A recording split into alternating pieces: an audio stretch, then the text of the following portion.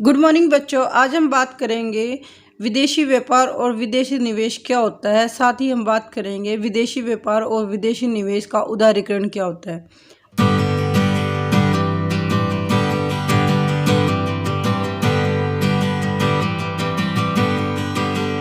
उदारीकरण का मतलब है कि व्यापार में होने वाली बाधाओं यानी कि अवरोधों को कम करना।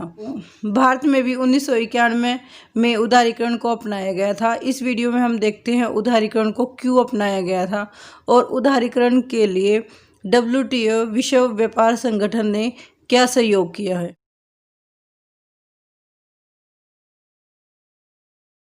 कक्षा 10वीं दूसरा अध्याय ग्लोबलाइजेशन एंड इंडियन इकोनॉमी की पहली वीडियो में हम कवर कर चुके हैं कि MNC मल्टीनेशनल कंपनियां क्या होती हैं, विश्व व्यापार को बढ़ावा कैसे देती हैं, कैसे चीनी माल इंडिया में सस्ते दामों पर उपलब्ध हो जाता है। हम समझते हैं कि चीनी माल इतना सस्ता क्यों होता है।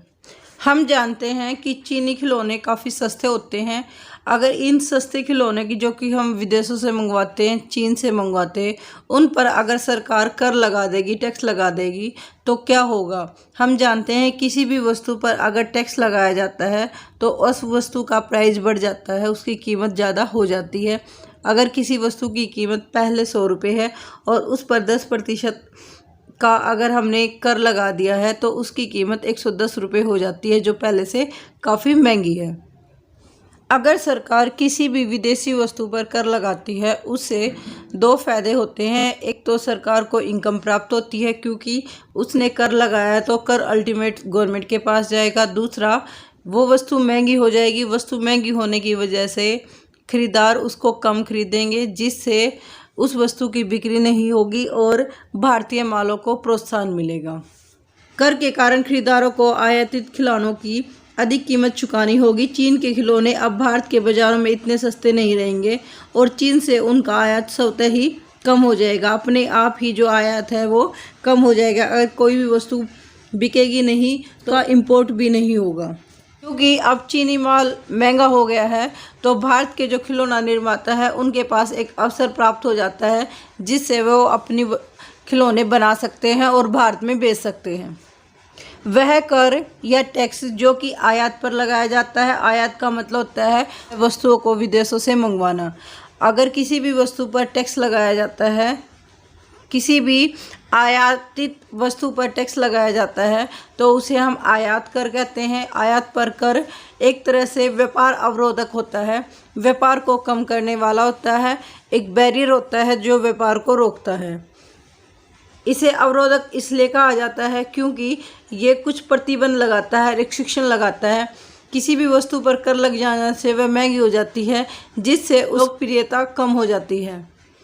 सरकारें व्यापार अवरोधों का प्रयोग विदेशी व्यापार में वृद्धि या कटौती करने के लिए कर सकते हैं। अगर जिस वस्तु का आयात कम करना चाहते हैं उस पर ज़्यादा टैक्स लगाते हैं, लेकिन अगर चाहते हैं कि आयात जो एसेंशियल चीज़ें हैं, अनिवार्य वस्तुएं हैं, उनका आयात हमारे देश में होता रहे तो उन पर टैक्स नहीं लगाती हैं, जिससे वो वस्तुएं महंगी नहीं होती। तो ये एक तरह से सरकार के हाथ में होता है कि कितनी वस्तुओं और सेवाओं पर उनको टैक्स लगाना है। आज़ादी के बाद, स्वतंत्रता के बाद भारत सरकार ने विदेशी व्यापार पर बहुत सारे रिस्ट्रिक्शन लगा रखे थे, बैन लगा रखे थे, क्योंकि हम गुलामी के पहले शिकार हो चुके थे। मल्टीनेशनल कंपनी जो कि ईस्ट इंडिया कंपनी है वो व्यापार करने के लिए भारत में आई थी और भारत पर अधिकार कर लिया था। इसी प्रकार अपने पुराने इतिहास को देखते हुए आज़ादी के बाद भारत सरकार ने विदेशी व्यापार को बढ़ावा नहीं दिया, उस पर तरह तरह के प्रतिबंध लगा दिए, जिससे देश के उत्पादकों को विदेशीकरण करने से संरक्षण मिल गया। अब देश की बनी हुई वस्तुओं को देश में बेचा जाता था, वस्तुओं को आयात या निर्यात नहीं किया जाता था। 1950 और 60 के दशकों में उद्योगों का उदय हुआ, भारत में वस्तुओं का निर्माण होना शुरू हुआ। 1950 और 60 के दशक में ही भारत में उद्योगों का विकास हुआ था और विकास क्योंकि प्रथम सिचुएशन पर था, प्रथम चरण में था, इसलिए वो इतना डेवलप नहीं हो सका था कि वो विदेशों से कंपटीशन करे। अगर उस समय हम आयात पर प्रतिबंध ना लगाते तो कभी भी उद्योगों का विकास नहीं हो पाता और आयात से प्रतिस्पर्धा इन उद्योगों को बढ़ने नहीं देती। भारत में केवल अनिवार्य एसेंशियल वस्तुएं जैसे कि मशीनरी, उर्वरक, पेट्रोलियम के आयात की ही अनुमति थी। इनका ही परमिशन था कि आप इन वस्तुओं को मंगवा सकते हो, क्योंकि इन चीज़ों को भारत में बनाना संभव नहीं था। ये पॉलिसी जो कि भारतीयों को दूसरे देशों से प्रतिस्पर्धा यानी कि कंपटीशन करने से रोकती है, इसको हम संरक्षण की नीति बोलते हैं। ये संरक्षण की नीति न केवल भारत ने अपनाई है, बल्कि विकसित राष्ट्र जो कि आज अमेरिका, जापान है, उन्होंने अपने विकास के प्रारंभिक चरणों में इसी नीति को फॉलो किया था। जब भी कोई देश विकास करना शुरू करता है, वो इस सिचुएशन में नहीं होता है कि वो दूसरे देश से कंपटीशन कर सके, इसलिए वो अपने आप को सक्षम बनाता है। कि भारत में पहली बार 1999 में बड़े सुधार किए गए, जिनको हम आर्थिक नीतियाँ या आर्थिक परिवर्तन कहते हैं। इस टाइम 3 पॉलिसी को अपनाया गया था, जिनको शॉर्ट फॉर्म में हम LPG भी बोलते हैं: liberalisation, privatisation and globalisation. Liberalisation का मतलब उदारीकरण, प्राइवेटाइजेशन का मतलब है निजीकरण, और ग्लोबलाइजेशन का मतलब है वैश्वीकरण, जो अभी आपने पहले वाली वीडियो में कवर किया है।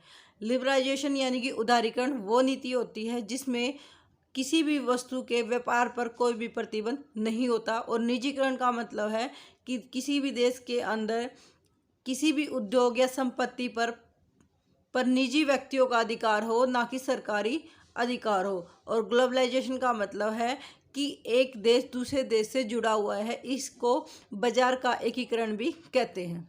1991 में भारत सरकार ने डिसाइड किया कि अब वो टाइम आ चुका है कि जिससे भारतीय उत्पादक विदेश के उत्पादकों, प्रोड्यूसर के साथ कंपटीशन कर सके, प्रतिस्पर्धा कर सके। जब प्रतिस्पर्धा होती है, कंपटीशन होता है, तो क्वालिटी में सुधार होता है। प्रतिस्पर्धा से देश के उत्पादकों के प्रदर्शन में सुधार होगा, उनकी गुणवत्ता यानी कि क्वालिटी में सुधार होगा। साथ ही हम विदेशों से अच्छी टेक्नोलॉजी का प्रयोग कर सकते हैं, उनसे टेक्नोलॉजी मंगवा सकते हैं और सीख सकते हैं। और इसी निर्णय को प्रभावशाली अंतर्राष्ट्रीय संगठन जैसे कि WTO ने समर्थन दिया है। WTO वर्ल्ड ट्रेड ऑर्गेनाइजेशन, विश्व व्यापार संगठन, जो कि विदेशी व्यापार को बढ़ावा देने के लिए बनाया गया है, उसने भी इस पॉलिसी को समर्थन दिया है। 1991 के बाद विदेशी व्यापार और विदेशी निवेश पर अवरोधों यानी कि बैरियर को ख़त्म कर दिया गया। जैसे बैरियर होते हैं जो वस्तु और सेवाओं के व्यापार पर लगाए जाते हैं, कि वस्तुओं को आयात करने के लिए रोकते हैं, जैसे कि आयात कर, आयात कोटा और अन्य प्रतिबंध होते हैं, जिनको हम टैरिफ के नाम से भी जानते हैं। अवरोध कई तरह के हो सकते हैं, टैरिफ भी हो सकती है और नॉन टैरिफ भी हो सकती है। विदेशी व्यापार और विदेशी निवेश पर से इन अवरोधों को काफ़ी हद तक हटा दिया गया है। इसका अर्थ है कि वस्तुओं के आयात या निर्यात को सुगमता से किया जा सकता है, बिना किसी प्रॉब्लम के अब आयात और निर्यात किया जा सकता है। विदेशी कंपनियां अपना कार्यालय यानी कि ऑफिस और फैक्ट्री कहीं भी स्थापित कर सकती है। सरकार द्वारा अवरोधों यानी कि बैरियर, बाधाओं, प्रतिबंधों को हटाने की प्रक्रिया को ही उदारीकरण का नाम दिया गया है। उदारीकरण एक ऐसा प्रोसेस है जिसमें व्यापार को बढ़ावा दिया जाता है और व्यापार पर लगने वाले विभिन्न प्रकार के टैक्सों को ख़त्म किया जाता है या कम किया जाता है। व्यापार के उदारीकरण की वजह से व्यवसायियों को मुफ्त में निर्णय लेने की अनुमति मिल जाती है कि वो क्या आयात करना है और क्या नहीं करना है, वो डिसाइड कर सकते हैं। आयात व निर्यात के निर्णय आसानी से ले सकते हैं। सरकार पहले की तुलना में अब कम रिस्ट्रिक्शन लगती है, कंट्रोल करती है, इसलिए ये नीति अधिक उदार बन गई है कि जो व्यवसायी है वो प्रॉफिट कमाने के लिए किसी भी वस्तु और सेवा का उत्पादन कर सकते हैं, साथ ही उसका आयात या निर्यात कर सकते हैं। अब हम देखते हैं विदेशी व्यापार संगठन जो कि WTO के नाम से जाना जाता है, वर्ल्ड ट्रेड ऑर्गेनाइजेशन, उसने किस प्रकार विदेशी व्यापार को बढ़ावा दिया है। सभी अंतर्राष्ट्रीय संगठन विदेशी व्यापार और विदेशी निवेश में उदारीकरण चाहते हैं, वो उदारीकरण का समर्थन करते हैं। इन संगठनों का मानना है कि विदेशी व्यापार और विदेशी निवेश पर जितने भी अवरोधक हैं वो हानिकारक है। कोई भी अवरोधक नहीं होना चाहिए, देश के बीच बिल्कुल मुक्त व्यापार होना चाहिए। इकोनॉमिस्ट मानते हैं कि जो ट्रेड है वो as a engine of growth होता है, कि व्यापार से विकास को बढ़ावा मिलता है। WTO के अकॉर्डिंग विश्व के सभी देशों को अपनी नीतियाँ उदार बनानी चाहिए, व्यापार पर कोई भी रिस्ट्रिक्शन या बैरियर नहीं लगाने चाहिए। विश्व व्यापार संगठन WTO एक ऐसा संगठन है जिसका मुख्य उद्देश्य है अंतर्राष्ट्रीय व्यापार को बढ़ावा देना है, अंतर्राष्ट्रीय व्यापार को उदार बनाना है। ये विश्व व्यापार संगठन विकसित देशों की पहल पर बनाया गया था। WTO विश्व व्यापार संगठन व्यापार से संबंधित नियमों को निर्धारित करता है और यह देखता है कि इन नियमों की पालना हो रही है। वर्तमान में विश्व के लगभग 150 देश विश्व व्यापार संगठन के सदस्य हैं। यद्यपि विश्व व्यापार संगठन विश्व व्यापार को बढ़ावा देने के लिए बनाए गए हैं। ये मुफ्त व्यापार की सुविधा देता है। मुफ्त व्यापार का मतलब है कोई भी टैक्स ना लगाया जाए, ना इंपोर्ट पर ना ही एक्सपोर्ट पर। परंतु व्यवहार में देखा गया है कि जो विकसित देश है वो इन नियमों को अच्छी तरह पालन नहीं करते। वो अपने देश में वस्तुओं का आयात नहीं करते, उन पर टैक्स लगाते हैं, जबकि दूसरे देशों को मजबूर करते हैं कि वो टैक्स ना लगाएं। दूसरी ओर विश्व व्यापार संगठन के नियमों ने विकासशील देशों के व्यापार के अवरोधों को हटाने के लिए विवश किया है। इसका एक उदाहरण कृषि उत्पाद यानी कि जो भी कृषि में प्रोडक्शन होता है, अनाज, गेहूँ, उनके व्यापार पर एक बहस का विषय है, क्योंकि विश्व व्यापार संगठन ये कहता है कि हमें अपने देश को संरक्षण नहीं देना चाहिए। विश्व व्यापार संगठन ये कहता है कि हमें कृषि उत्पादों को पर संरक्षण नहीं देना चाहिए, किसानों को सब्सिडी नहीं देनी चाहिए, उस सब्सिडी को बिल्कुल कम करना चाहिए। लेकिन ये सब्सिडी अमेरिका में दी जा रही है जो कि विकसित राष्ट्र है, और जिससे उनके जो उत्पाद हैं, कृषि उत्पाद हैं, वो काफ़ी सस्ते हो रहे हैं। विकसित राष्ट्र कृषि उत्पादकों पर सब्सिडी वगैरह देते हैं, लेकिन विकासशील देश ऐसा नहीं कर सकते। तो इस तरह जो WTO की पॉलिसी है वो दोहरी पॉलिसी है, इसको हम एक उदाहरण से समझते हैं। हम इस उदाहरण से समझते हैं कि कैसे WTO की नीति वो दोहरी नीति हुई है, विकसित राष्ट्रों के लिए अलग है लेकिन विकासशील राष्ट्रों के लिए अलग है। यही एक वाद विवाद का विषय बना हुआ है। हम जानते हैं कि भारत में सकल घरेलू उत्पाद और रोजगार अधिकतर कृषि क्षेत्र से आता है, जबकि इसकी तुलना में विकसित राष्ट्र जैसे कि अमेरिका में सकल GDP उत्पाद में कृषि का योगदान केवल 1% है और रोजगार में केवल 0.5% है। फिर भी अमेरिका के कृषि क्षेत्र में कार्यरत लोग इतना उत्पादन कर लेते हैं कि वो दूसरे देशों में कृषि उत्पादों का एक्सपोर्ट करते हैं, यानी कि दूसरे देशों में भेजते हैं। अमेरिका की सरकार कृषि क्षेत्र में कार्यरत लोगों को सब्सिडी देती है, उनको पैसे देती है ताकि वो दूसरे देशों में एक्सपोर्ट कर सके, निर्यात कर सके।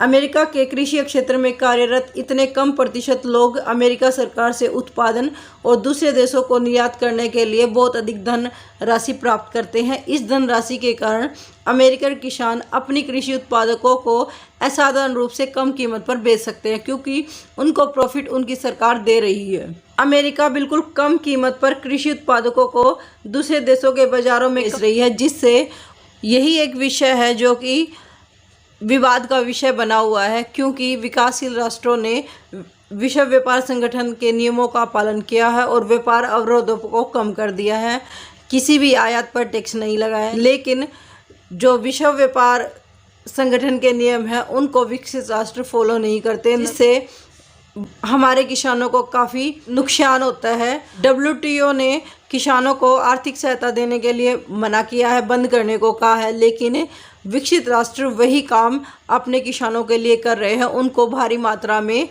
आर्थिक सहायता दे रहे हैं। तो ये एक तरह से दोहरी नीति है और ये न्याय संगत नहीं है। आज की वीडियो में हमने पढ़ा उदारीकरण क्या होती है, उदारीकरण से क्या इफेक्ट पड़ता है और विश्व व्यापार संगठन ने उदारीकरण को कैसे बढ़ावा दिया है। नेक्स्ट वीडियो में हम पढ़ेंगे ग्लोबलाइजेशन का भारतीय अर्थव्यवस्था पर क्या प्रभाव पड़ता है। आज के लिए धन्यवाद।